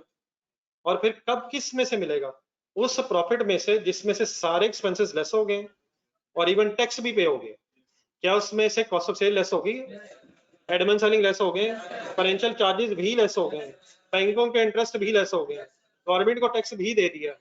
तो सबको लेस होने के बाद अगर प्रॉफिट में बच रहा है और उसमें से आपको डिविडेंड मिल रहा है, और वो भी फिर हर साल पता नहीं मिलना है या नहीं मिलना, एंड में आप कहते हैं कि डिविडेंड 5% मिलेगा, तो इतना रिस्क लेने के बाद भी अगर 5% 7% ही मिलना है, तो शेयर होल्डर्स शायद अट्रैक्ट ही ना हो कि वो बिजनेस में शेयर्स खरीद के ओनर बने। तो इसलिए अगर कभी प्रॉफिट हो जाते हैं तो फिर डिविडेंड के रेट को फिक्स नहीं रखा जाता, फिर वेरिएबल रखा जाता है। मींस अगर प्रॉफिट ज्यादा होंगे तो डिविडेंड रेट भी ज्यादा होगा। हाँ, अगर प्रॉफिट्स नहीं होंगे, खुदा ना खासा लॉस हो जाएगा, तो फिर डिविडेंड का सवाल ही पैदा नहीं होता। तो शेयर होल्डर के एंगल से देखें तो वो हाईएस्ट रिस्क ले रहे हैं। किस एंगल से? डिविडेंड के एंगल से। मतलब पैसे अल्टीमेटली प्रॉफिट के आएंगे तो उन्हें डिविडेंड मिलना है। सब लोगों के पैसे सेटल होने के बाद प्रॉफिट बचेगा तो डिविडेंड मिलना है। तो इसलिए अगर हाईएस्ट रिस्क ले रहे हैं तो फिर वो ये एक्सपेक्ट भी करते हैं कि उनका रिटर्न भी हाईएस्ट हो। ये रिटर्न का मतलब क्या हुआ? डिविडेंड की शक्ल में जो उन्हें पैसे वापस आने हैं, वो भी फिर वो हाईएस्ट डिमांड इसलिए करते हैं क्योंकि उनका रिस्क भी ज्यादा है। एक और एंगल से चले जाए, फॉर एग्जांपल बैंक ने लोन दिया हुआ, बैंक ने लोन दिया हुआ, क्या बैंक का लोन का रेट ऑफ इंटरेस्ट फिक्स होता है? अरे फिक्स होता है, फिक्स होता है। बहुत रेयर चांसेस जो आप बच्चे बड़े हो गए तो वो रेयर चीज है। नॉर्मली बैंक का रेट इसलिए फिक्स होता है क्योंकि बैंक रिस्क नहीं ले रहा होता। क्या बैंक प्रॉफिट हो या लॉस हो, इंटरेस्ट लेगा अपना। बैंक को इस चीज से कोई कंसर्न नहीं है कि आपका प्रॉफिट हो रहा है या लॉस हो रहा है, बैंक ने अपना इंटरेस्ट लेना।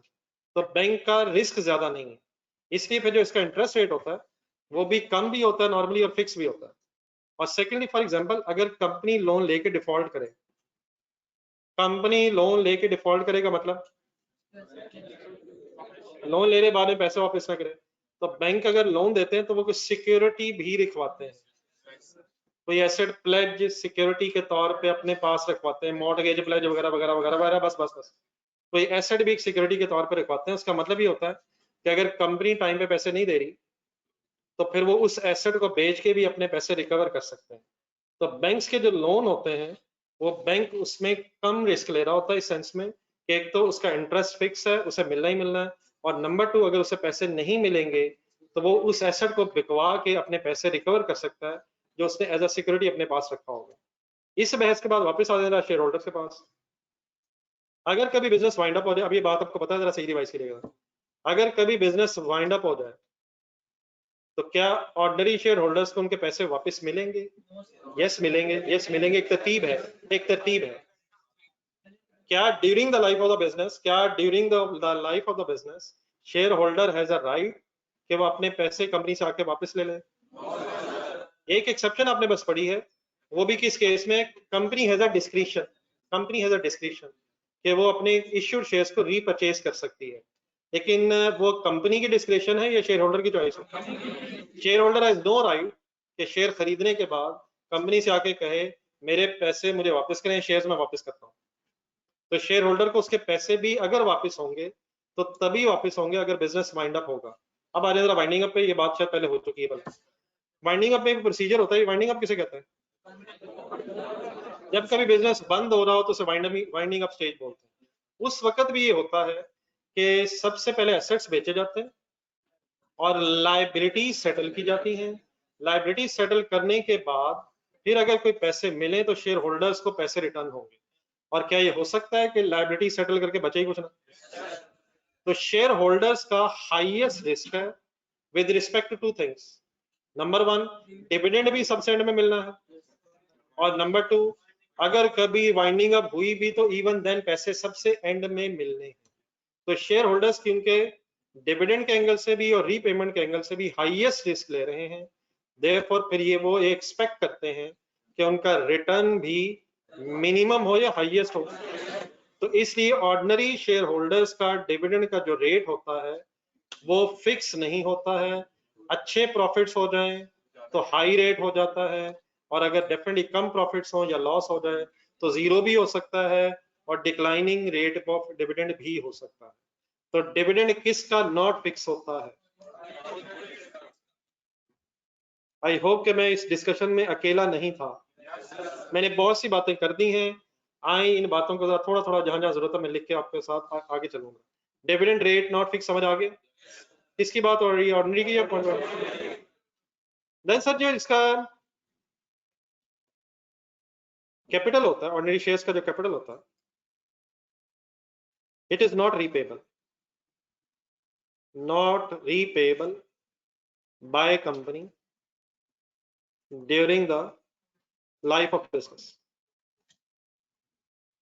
तसल्ली से पहले सुनो, पहले ये देख लीजिएगा कोई मैंने जो बातें की उससे अगेंस्ट बातें तो नहीं लिख रहा। मैंने तो अभी आपसे कहा था company can sometimes repurchase it shares, वो कंपनी की चॉइस है। Company has no obligation to return this amount during the life of the business.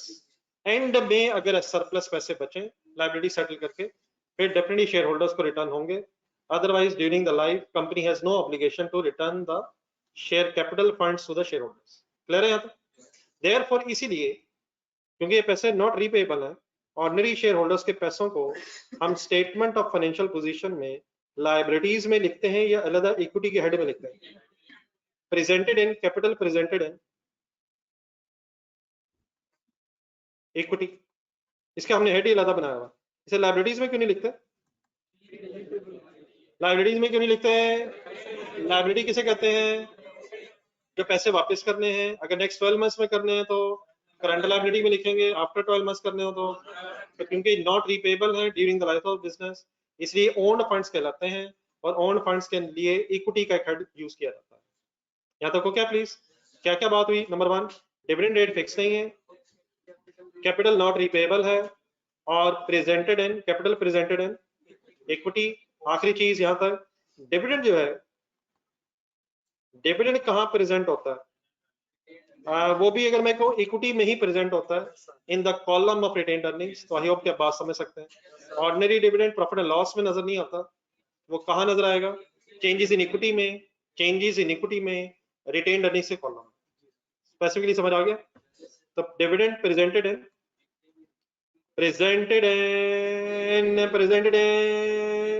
Column of retained earnings, column of retained earnings, column of retained earnings, yeah, the column of retained earnings in statement of changes in equity.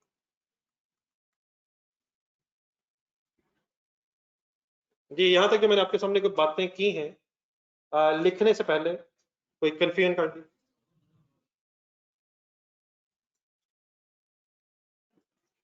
Then आ जाए जरा opposite side, रहने दीजिएगा sir, बिठाए ये काफी ज्यादा हो जाएगा, तो मेरा ख्याल अकॉर्डिंगली देख लेंगे कैसे लिखना है। शेयर्स की जो दूसरी टाइप मैंने आपके सामने आज लिखी है, दैट इज प्रेफरेंस शेयर्स।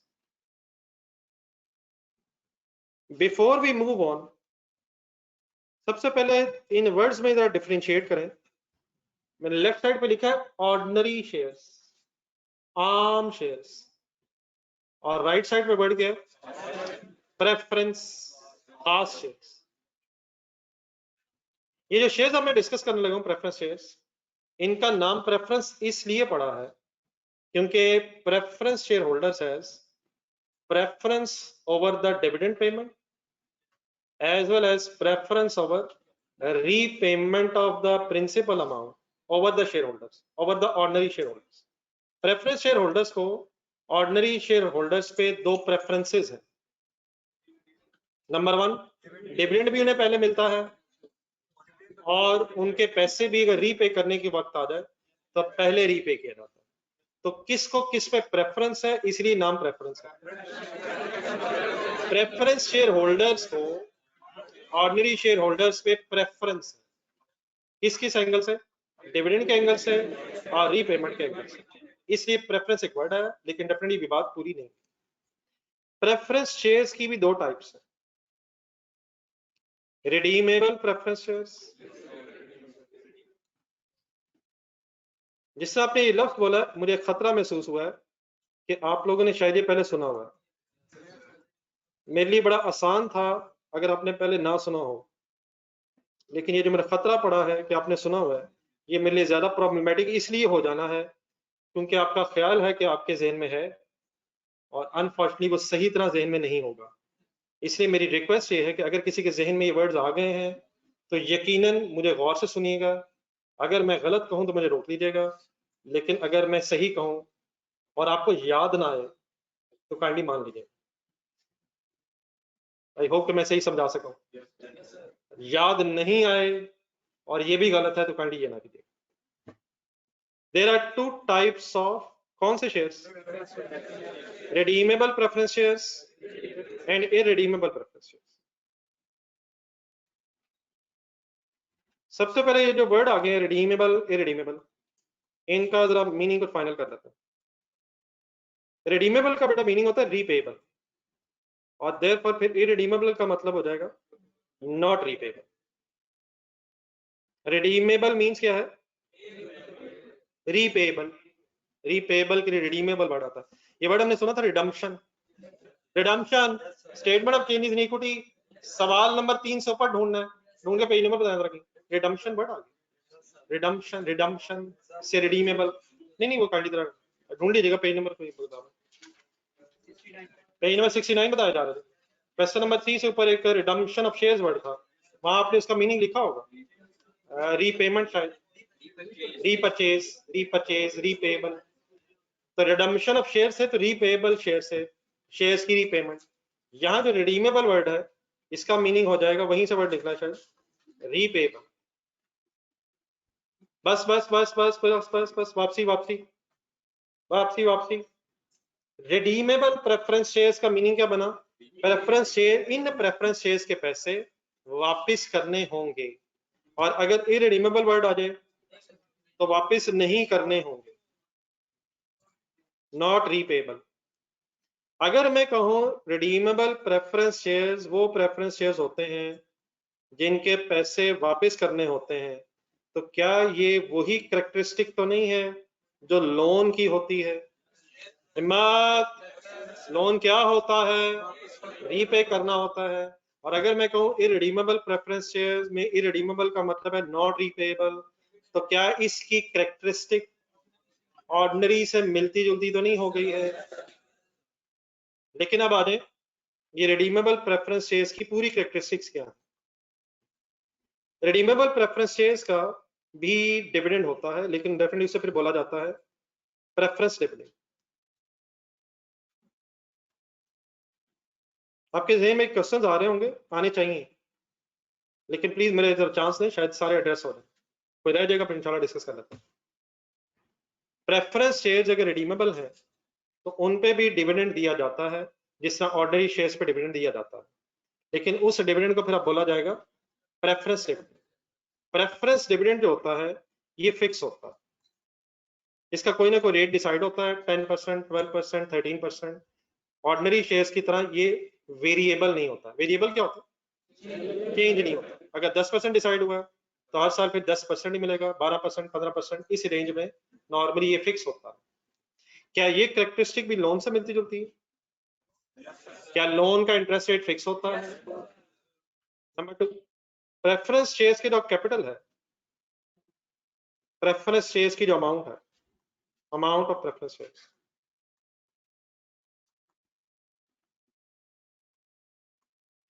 ये रीपेबल होती है। अगर एक company redeemable preference shares issue करके कैश रिसीव करे, अगर एक company redeemable preference shares issue करके कैश रिसीव करे तो एंट्री बताएं। अपने एंगल से कंपनी के एंगल से कैश डेबिट होगा, redeemable preference share capital credit होगा। अगर ये रीपेबल होगा, रिडीमेबल है, रीपेबल है, तो क्या ये लायबिलिटीज में प्रेजेंट होगी अमाउंट या इक्विटी में प्रेजेंट होगी? Amount will be presented in presented in non-current liabilities because normally repayable after more than 1 year.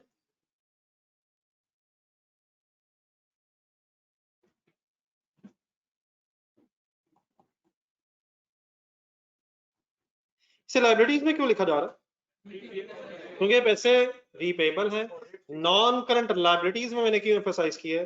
क्योंकि नॉर्मली ये पैसे रीपेबल होते हैं आफ्टर मोर देन 1 ईयर, लेकिन अगर कुछ पैसे नेक्स्ट 12 मंथ्स में देने हो तो क्या उसका करंट पोर्शन बन जाएगा और बाकी अमाउंट नॉन करंट लाइबिलिटीज में रह जाएगी।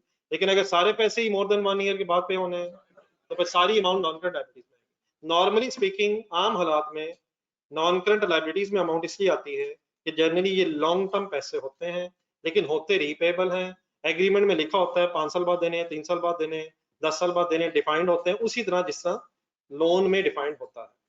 यहाँ तक ओके है प्लीज?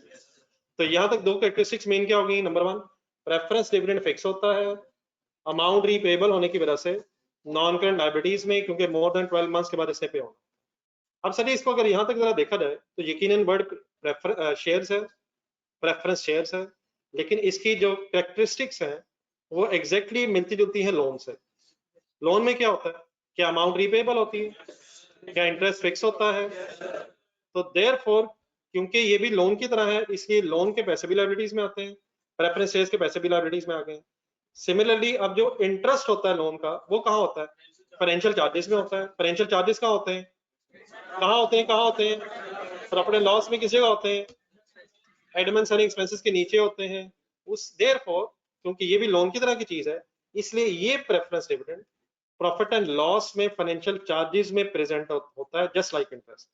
ऑर्डिनरी डिविडेंड कहाँ प्रेजेंट होता है? ऑर्डिनरी डिविडेंड कहाँ प्रेजेंट होता है? रिटेन्ड अर्निंग्स के कॉलम में, statement of changes in equity में।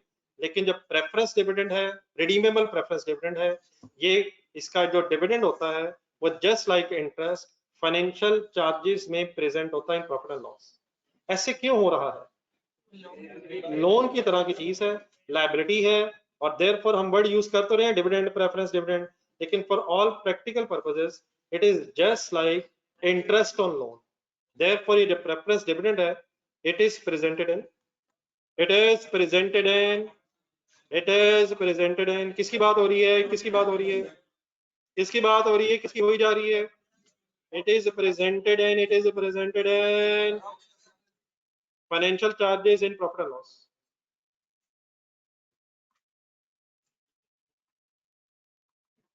in statement of profit and loss। SOPL मैंने क्या लिखा? Statement of profit. किस डिविडेंड की बात हो रही है? किस dividend? Ordinary dividend. Preference dividend में भी किस preference dividend? Redeemable preference dividend की बात हो रही है। Redeemable preference dividend for all accounting practical purposes is just like a loan. Loan की कैरेक्टरिस्टिक्स में इंटरेस्ट रेट फिक्स होता है, प्रेफरेंस डिविडेंड फिक्स है, पैसे लोन के रीपे होने होते हैं। प्रेफरेंस डिविडेंड भी प्रेफरेंस शेयर रिडीमेबल अगर है तो ये भी पैसे वापस होने होते हैं। इसलिए इसका जो प्रिंसिपल अमाउंट है वो लायबिलिटीज में आएगी, नॉन करंट लायबिलिटीज में, और इसका जो इंटरेस्ट है, इसका सॉरी जो डिविडेंड है वो फाइनेंशियल चार्जेस में प्रेजेंट होगा। यहाँ मैं 1 सेकंड रुक रहा हूँ, मेरी को बात समझ आ रही है? क्या मैं अकेला तो नहीं लगा हुआ? Any confusion?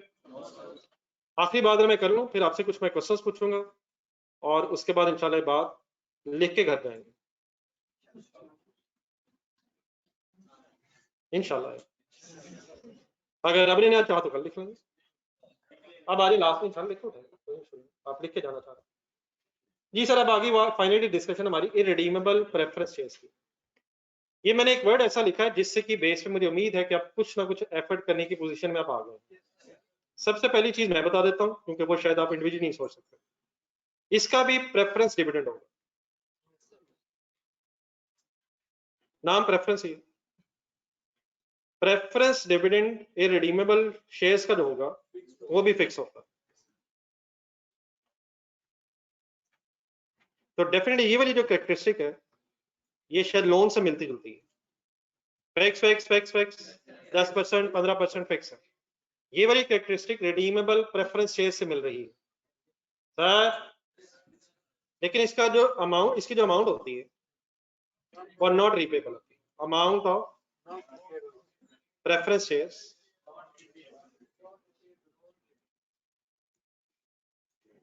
नॉट रीपेबल होती है,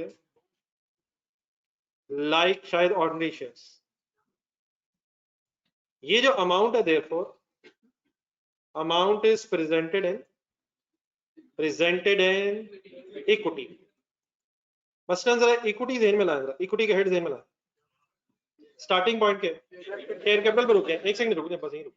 शेयर कैपिटल अगर आप वर्ड बोल रहे हैं तो बाय डिफॉल्ट इट मींस है ऑर्डिनरी शेयर कैपिटल। तो अगर किसी कंपनी ने इररिडीमेबल प्रेफरेंस शेयर्स भी इशू किए होंगे तो ऑर्डिनरी शेयर कैपिटल के बाद एक और हेडिंग आ रही होगी, इररिडीमेबल प्रेफरेंस शेयर कैपिटल। किस जगह? इक्विटी में उसी के नीचे। फिर डेफिनेटली शेयर प्रीमियम हो सकता है, retained earnings, every other thing is same, लेकिन इररिडीमेबल प्रेफरेंस शेयर्स भी इक्विटी का पार्ट बन जाएंगे। इक्विटी का पार्ट क्यों बन गए? नॉट रीपेबल होने की वजह से, नॉट रीपेबल होने की वजह से। चलो आगे। देन इसका जो प्रेफरेंस डिविडेंड है ये भी प्रेजेंट होता है statement of changes in equity में। It is presented in column of retained earnings, column of retained earnings, column of retained earnings, column of retained earnings in statement of changes in equity, but before ordinary dividend। अपने ज़हन में जरा statement of changes in equity में retained earnings का column लाएं जरा please. Retained earnings का column, starting point, opening retained earnings plus profit, एक मिनट रुक जाए, वगैरह वगैरह वगैरह को छोड़ दें, प्लस प्रॉफिट वगैरह को छोड़ दें। अगर for example irredeemable preference shares भी हैं और ऑर्डिनरी शेयर्स भी हैं और रिडीमेबल प्रेफरेंस शेयर्स भी हैं, कौन कौन से वर्ड्स बोल दो?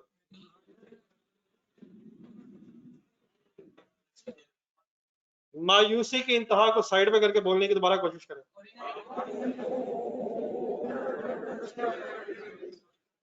तो जो रिडीमेबल प्रेफरेंस शेयर्स का डिविडेंड होगा वो ऑलरेडी प्रॉफिट आफ्टर टैक्स में से लेस होके आ रहा होगा। किस जगह भाईजान? फाइनेंशियल चार्जेस में रिडीमेबल प्रेफरेंस शेयर्स का डिविडेंड ऑलरेडी शामिल हो गया होगा, प्रॉफिट आफ्टर टैक्स में से ऑलरेडी लेस होके रिटेन्ड अर्निंग्स की फिगर, प्रॉफिट आफ्टर टैक्स की रिटेन्ड अर्निंग्स में फिगर आ रही होगी। कौन सा दोबारा हरगिज लेस नहीं होगा? रिडीमेबल प्रेफरेंस डिविडेंड दोबारा नहीं लेस होगा रिटेन्ड अर्निंग्स के कॉलम में। कहां से लेस होके आया है? प्रॉफिट एंड लॉस में कहां से लेस होके आया है? ऑलरेडी फाइनेंशियल चार्जेस में ऐड होके प्रॉफिट में से लेस होके रिडीमेबल प्रेफरेंस डिविडेंड आया है। अब अगर इररिडीमेबल भी है और ऑर्डिनरी डिविडेंड भी है तो पहले प्रॉफिट आफ्टर टैक्स में से इररिडीमेबल प्रेफरेंस शेयर्स वाला डिविडेंड लेस होगा, फिर अगर प्रॉफिट्स बचेंगे तो आखिरकार ऑर्डिनरी शेयर होल्डर्स को डिविडेंड मिलेगा। It means ordinary share holders को अगर प्रेफरेंस शेयर्स भी मौजूद हैं तो आखिर में डिविडेंड मिलेगा। किस किस के बाद ही मिलेगा? रिडीमेबल के बाद भी मिलेगा और इररिडीमेबल के बाद। इन other words profit after tax ज़हन में लाएं, प्रॉफिट आफ्टर टैक्स ज़हन में लाएं। उसमें क्या रिडीमेबल प्रेफरेंस डिविडेंड लेस हो गया होगा, सारे खर्चे भी लेस हो गए होंगे और रिडीमेबल प्रेफरेंस डिविडेंड भी लेस हो गया होगा। उसमें से फिर इररिडीमेबल प्रेफरेंस डिविडेंड भी लेस होगा। फिर अगर प्रॉफिट्स बचेंगे तो इंशाल्लाह ऑर्डिनरी शेयर होल्डर्स को डिविडेंड जरूर मिलेगा। तो ऑर्डिनरी अब जो वर्ड है, ऑर्डिनरी पे थोड़ा सा गौर करें, ये आम शेयर होल्डर्स हैं। इन गरीबों को कब मिलेगा? सबको मिलने के बाद इंशाल्लाह इन्हें जितना होगा वो सारा मिलेगा, लेकिन अगर वो ना बचा तो कोई मसला नहीं, इंशाल्लाह अगले साल मिलेगा। अब आपसे सवाल जो इस वक्त ये उठाना है वो ये है कि आप बताएं, आप ऑर्डिनरी शेयर होल्डर बनना चाहेंगे, प्रेफरेंस शेयर होल्डर बनना चाहेंगे, रिडीमेबल प्रेफरेंस शेयर होल्डर बनना चाहेंगे या इररिडीमेबल प्रेफरेंस शेयर होल्डर बनना चाहेंगे? हम इस वक्त कुछ नहीं बनना चाहेंगे, ये सवाल का जवाब नहीं। हम इस वक्त सब कुछ बनने को तैयार हैं। बिस्मिल्लाहिर्रहमानिर्रहीम, अपना ओपिनियन दें। अब बेटा असल में इशू ये है, बिल्कुल ठीक है, इसमें डिवाइडेड ओपिनियन होना चाहिए। उसकी वजह ये है कि कुछ लोग रिस्क लेने वाले होते हैं और कुछ लोग रिस्क अवॉइड करने वाले होते हैं। बस आपसे सवाल खत्म हो गया है, बाकी ये मेरी बातें शुरू। इतनी ही काफी है, मैं गलती करके पछता रहा हूँ। इंशाल्लाह मेरे ही बोलना है। अल्हम्दुलिल्लाह पिछले 20-25 मिनट से मैं अकेला बोल रहा था, बड़ा मजा आ रहा था। क्या ख्याल है? और आप भी अच्छे और कभी यूं यूं हो रहे थे। मैं दोबारा शुरू होने लगा। नहीं प्लीज, एंड ये वाली बात हम कंप्लीट करके उठेंगे। वो लोग, वो शेयर होल्डर या वो इन्वेस्टर्स जो रिस्क लेने के लिए विलिंग है, किस उम्मीद पे कि इंशाल्लाह ज्यादा मिलेगा, कंपनी फैलती जाएगी, एक्सपैंड होती जाएगी, इंशाल्लाह मेरे शेयर्स खरीदने के बाद कंपनी ने तरक्की ही करनी है, तो वो तो ऑर्डिनरी शेयर होल्डर इसलिए बनना चाहेंगे क्योंकि अगर वो रिस्क ज्यादा लेंगे तो इंशाल्लाह उन्हें रिटर्न भी ज्यादा मिले। लेकिन वो हजरात जो रिस्क नहीं लेना चाह रहे, कम से कम रिस्क अगर लेना चाह रहे हैं, तो वो फिर रिडीमेबल प्रेफरेंस शेयर्स खरीदेंगे। जो सॉर्ट ऑफ मॉडरेट रिस्क लेना चाह रहे हैं, कुछ डिविडेंड फिक्स मिल ही जाए, कोई नहीं, पैसे इंशाल्लाह मिल ही जाएंगे, तो जो मॉडरेट रिस्क लेना चाह रहे हैं वो किस तरफ चले जाएंगे? इरिडीमेबल प्रेफरेंस शेयर्स की तरफ चले जाएंगे। मैं बात उलट करने लगा हूं। अब आप कंपनी बन जाए, कंपनी की मैनेजमेंट बन जाए, आपने पैसे रिसीव करने हैं शेयर्स के अगेंस्ट। ऐसा कंपनी बताएं आप क्या डिसीजन लेंगे? ऑर्डिनरी शेयर्स इशू किए जाएं, रिडीमेबल इशू किए जाएं, या इरिडीमेबल इशू किए जाएं? कंपनी का रिस्क सबसे कम किस में है? ऑर्डिनरी में। प्रॉफिट होंगे तो दे देंगे, फिर भी सोचेंगे अगर देना होगा, फिर भी कह देंगे रिटेन करने, रीपेमेंट करनी नहीं है, तो कंपनी का मिनिमम रिस्क कितना किस में होगा? ऑर्डिनरी में। लेकिन प्रॉब्लम क्या है, अगर लोग ऑर्डिनरी शेयर्स खरीदने के लिए तैयार ही नहीं है, क्योंकि उनका तो हाईएस्ट रिस्क है। हमारी कंपनी की फॉर एग्जांपल रिप्यूट अच्छी नहीं है, लोगों को ट्रस्ट नहीं है, तो हम ऑर्डिनरी शेयर्स इशू नहीं कर पाएंगे। फिर हमारी कोशिश किधर हो जाएगी? और अगर उधर भी गेम ना बनी तो फिर सॉर्ट ऑफ लोन ही है। फिर लोग मजबूरन हमें जो पैसे दे रहे होंगे वो हम वापस भी करेंगे, और इंशाल्लाह फिक्स उन्हें डिविडेंड भी देना हमें पड़ेगा। यहाँ तक बात अब समझ आ गई है? There are two main categories, बोल दें please. And then there are two subcategories of preference shares, redeemable and irredeemable. अब मैं इस तरह करता हूँ, आप लिखना चाह रहे हैं तो मैं बिल्कुल खामोश हूँ। इंशाल्लाह ताला आपको भी अगर कोई आवाज आए, आप भी खामोशी से करनी, ये लिख के उठिएगा। जो लास्ट लाइन वाले हजरात हैं, आई होप कि उन्होंने चिंगम खत्म कर ली है, और चिंगम के अलावा भी लवाजमात चलते रहे हैं, तो आई होप कि उन्हें नजर आ रहा है। मैंने पूछना असल में ये था, अगर कोई देखना चाह रहा है तो आई होप कि नजर आ रहा है। उन्होंने ठीक ठाक ही इंजॉय किया है मेरी इस 25 मिनट की डिस्कशन को, ठीक ठाक चीजें साथ साथ, अकेले अकेले, असल मसला अकेले अकेले, वरना मेरे बिल्कुल कोई एतराज नहीं था। लेकिन जिस तरह से माशाल्लाह आपने चबाया है, मैं बड़ी मुश्किल से अपनी बात पूरी कर पा रहा। तो काइंडली प्लीज लिखिए, ठीक है? अगर आपका कोई क्वेश्चन है, मेरे ख्याल इस वक्त रहने दें, पहले नोट कर लें, इंशाल्लाह मैं इधर ही लिख लें, मैं क्वेश्चन का जवाब दे के जाऊँ। मैंने जो ये पंगा ले ली है, इंशाल्लाह अल्लाह मालेगा। ये कोई रीजनेबल नजर आ रहा है? प्लीज सॉरी, मैं लास्ट टाइम वाले से पूछ रहा हूँ। ठीक है।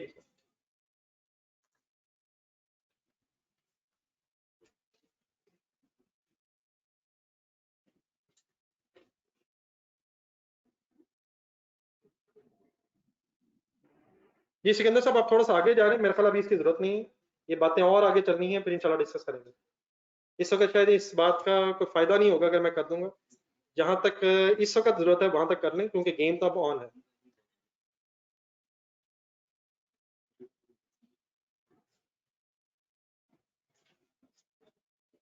नहीं हाशिम साहब, जो आपने देखा है वही मैंने लिखा। ये रिडीमेबल वाला जो डिविडेंड है वो चेंजेस इन इक्विटी में ही आएगा।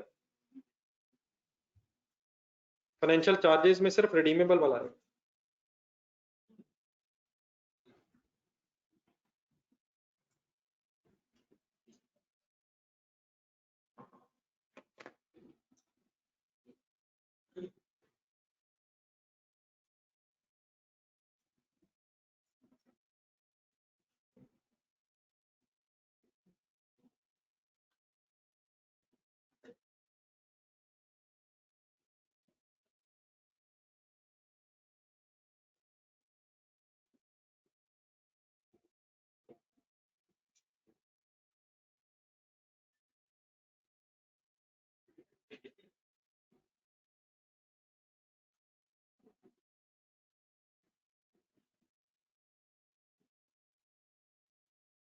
नहीं फैसल मैंने चेक किया, बेफिक्र है, मैं चेक किया, मैंने पूछा, फिर करता हूँ फाइनल इंशाल्लाह। Thank you for your concern.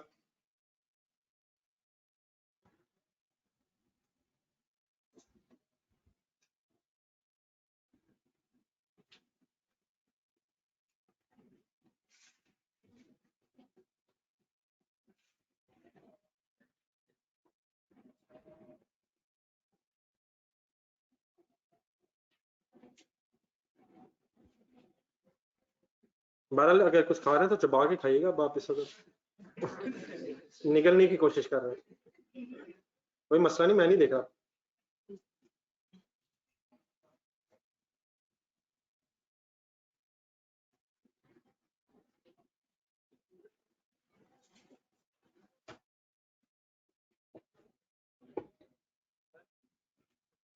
एक मिनट, मेरे ख्याल यहाँ तक लिखा है, मैं करता हूँ।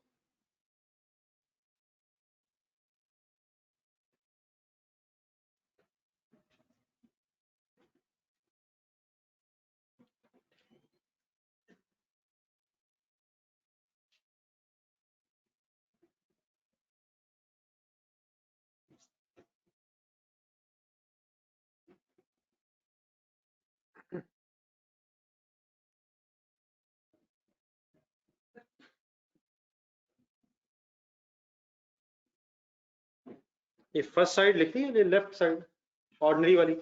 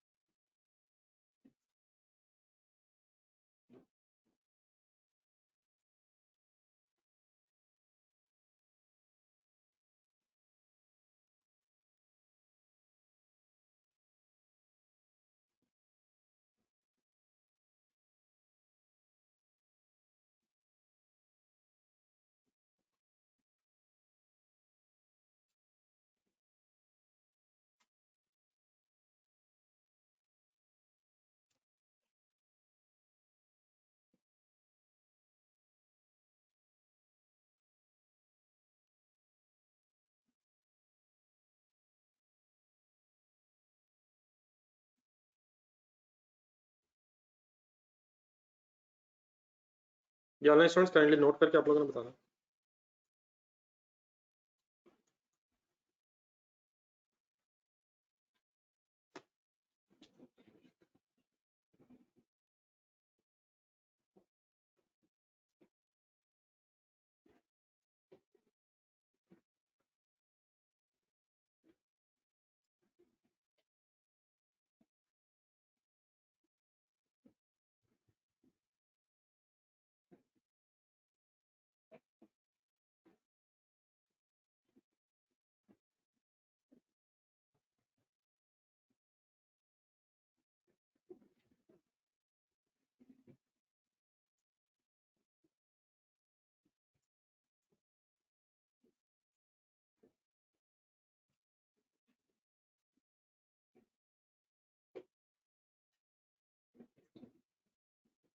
डिविडेंड प्रेजेंटेशन का मतलब है कि डिविडेंड कहाँ आना है, और कैपिटल प्रेजेंटेशन का मतलब है जो पैसे लिए हैं उन्होंने कहाँ आना है, एक ही चीज है।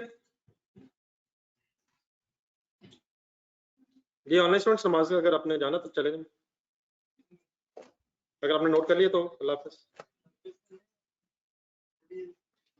ये मैं बताने लगा, ऑनलाइन स्टूडेंट्स है क्या, आप तो मेरे साथ फंसे हुए। इस तरह करें, अगर इसमें कोई क्वेश्चन है तो रादर देन कि हम इस वक्त जल्दबाजी में वो क्वेश्चन एड्रेस करें, हम कल आप लोग एक नजर पड़ गई, कल दोबारा यहीं से डिस्कशन स्टार्ट करेंगे। आज इस तरह घर के लिए होमवर्क, ये जो फर्स्ट 16 रेशियोज हुई हैं, अगर इनके को फार्मूले आज ज्यादा घंटा पढ़ के आए तो आज मेरा ख्याल थोड़ा सा टेस्ट चेंज करना था। तो ये कल फिर आप जैसे ही आएंगे इंशाल्लाह तो आपसे चंद फार्मूलाज रैंडमली सुन लूंगा। तो आज फार्मूले जरा रिवाइज करके उन्हें याद करने की कोशिश करें। बहरहाल अगर कोई इंडिविजुअली रिवाइज करना चाहे आप, तो आपके जो वॉल्यूम 1 में एंड में जो क्वेश्चंस हैं टेस्ट क्वेश्चंस के नाम से, तो अगर आप इंडिविजुअली पिछले टॉपिक्स रिवाइज करना चाहें तो मेरा ख्याल दो दो क्वेश्चन हैं सब पे, तो उनको आप इंडिविजुअली फिलहाल रिवाइज करने की कोशिश करना करना। वैसे मैं कोशिश कर रहा हूँ कि डेली बेसिस पे कुछ ना कुछ देता रहूँ। अगर आप इंडिविजुअली कुछ करना चाहते हैं तो यकीन नुसरत जा सकते हैं। मेरी बात खत्म ही नहीं हो रही। अल्लाह हाफिज जी, नमाज पढ़ के इंशाल्लाह जाएंगे।